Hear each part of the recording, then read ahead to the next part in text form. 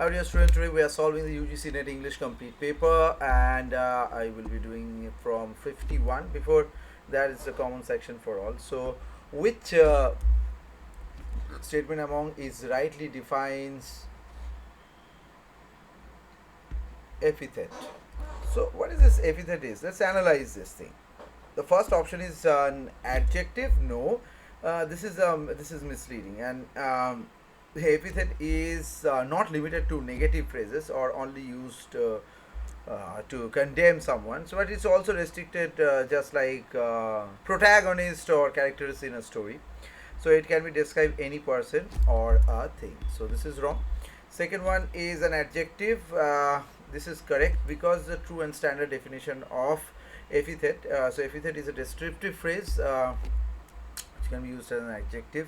Example like Alexander the Great. So, the Great is epithet describing the legendary status, or Catherine the Wise. The wise is the highlights the wisdom of the person, or swift-footed Achilles. So the like Homer's Iliad, if you quote.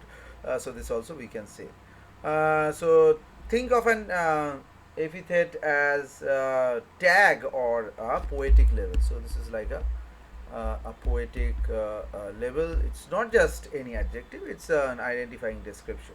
So option 3, this is epithet is the definition, so this is directly wrong. And rhetorical figure also not correct, because the same word or the phrase is repeated at the end of some successive lines. That is called a rhetorical figure. So here B is the right answer.